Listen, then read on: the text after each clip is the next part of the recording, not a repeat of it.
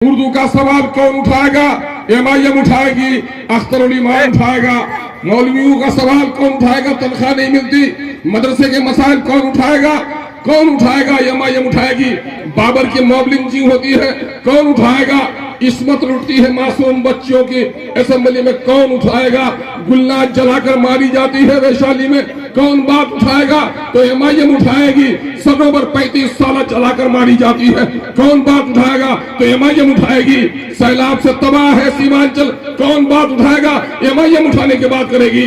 जब पेदर पे हम लोगों ने पटना के इन बेईमानों को बेनकाब किया, एक एक मसले पर हम लोगों ने आवाज उठाई, तो उनके पेट में ऐंठन हो गई और वो बर्दाश्त नहीं कर सका। जिस तरह से चोर और डाकू अंधेरे को पसंद करता है, चिराग को पसंद नहीं कर सकता, ठीक इन लोगों ने हमारे चिराग को बुझाने का काम किया। और ये चिराग बुझाकर, ये जिनको आपने सिपाही बनाया था, अपने चिराग को बुझाकर रात के अंधेरे में डाका डालने वालों की जमात में शामिल हो गया।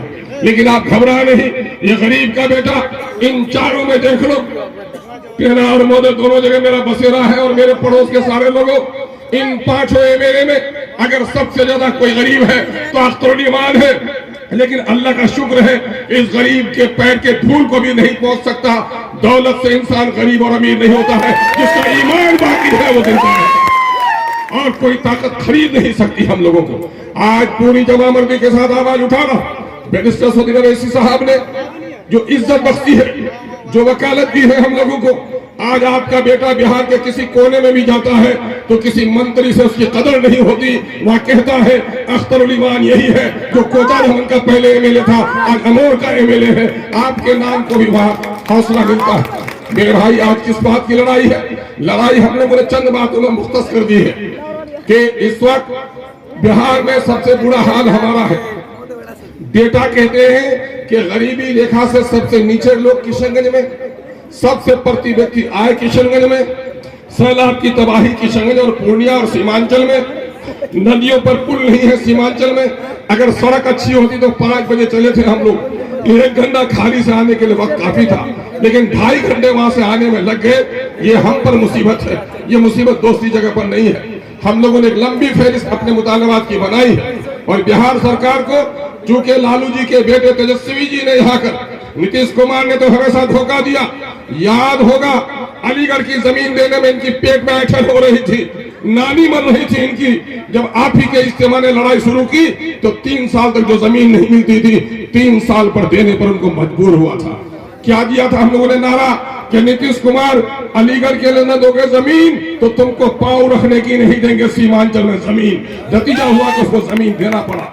लेकिन आज अलीगढ़ का मामला अटक गया है और आज महानंदा नदियों पर पुल बनाने का ख्वाब इन लोगों ने भुला दिया है।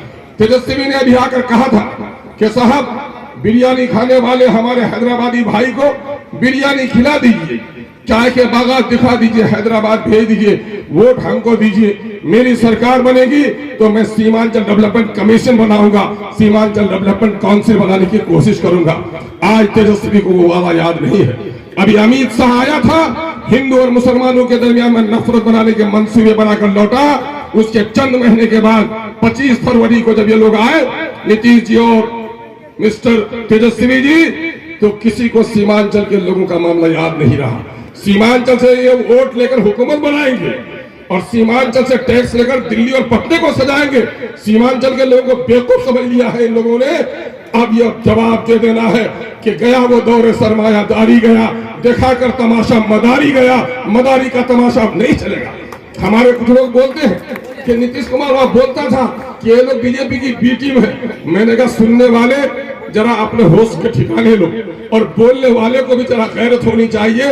20 साल 22 साल तक गले मिलाकर बीजेपी के साथ जदयू सोती रही, वो बीजेपी कहे कि एमआईएम बीजेपी की बी टीम है। ये बताओ कि बिहार में आरएसएस के लोगों को कालीन बिछाकर घर घर तक पहुंचाने का काम नीतीश कुमार आपने किया है। बाबरी मस्जिद तोड़ने वाले का साथ आपने दिया है। गुजरात में जब दंगा हो रहा था, रेल मंत्री आप थे, आपने उन दंगाइयों को हौसला बख्शने का काम किया है। कोचा धमन के लोग, सीमांचल के लोग इतने बेवकूफ नहीं के बहकाने पर आएंगे। राजद के लोग हमारा काम नहीं करना चाहते। उर्दू टीचरों की बहाली नहीं हो रही है, उर्दू जबान को हाई स्कूल से हटा दिया गया है। उर्दू कमेटी में, उर्दू मसावरती कमेटी में बहाल नहीं हो रही है, माइनॉरिटी कमीशन का चेयरमैन बहाल नहीं हुआ है। 12,000 उर्दू के बच्चे आज जन्ने खा रहे हैं 10 सालों से।